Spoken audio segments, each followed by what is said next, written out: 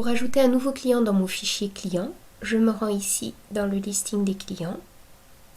Je vais d'abord bien sûr contrôler que le client que je suis en train de créer n'existe pas, parce que quelquefois les gens ne se souviennent plus, mais il y a déjà eu une vente ou quelque chose qui aurait concerné cette personne. Donc j'ai personne au nom de Longchamp.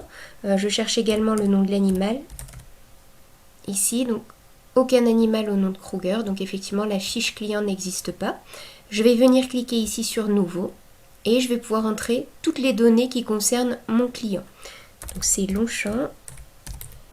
Ici, je vais pouvoir donc indiquer le prénom, le code postal, l'adresse. Je vous rappelle que si vous saisissez un code postal, la ville qui correspond sera automatiquement proposée.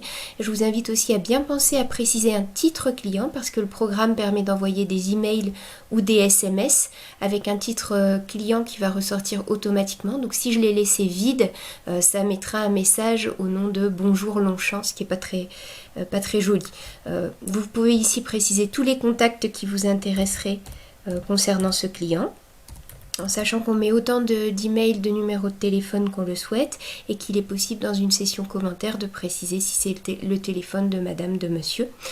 Donc là je vais continuer ici d'ajouter les différents éléments qui me concernent, un numéro de mobile qui pourra être utilisé pour l'envoi des SMS et je vais ensuite directement ici dans la section animaux et là je vais créer l'animal qui m'intéresse. Donc ici il s'agissait de Kruger.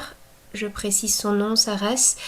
Tout ce qui est ici, petit listing qui est disponible, permet de saisir plus rapidement une race. Ici par exemple, si je m'intéresse à un labrador, je vais commencer à taper labrador pour retrouver la bonne race facilement.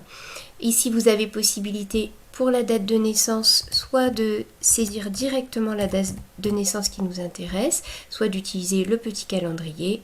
Je précise donc le sexe de l'animal, toutes les données qui l'intéressent, éventuellement s'il adhère à une assurance, et puis toutes les données qui concernent l'identification de l'animal par puce, par tatouage, s'il a un passeport. Une fois que j'ai enregistré toutes ces données, je vais cliquer ici sur OK.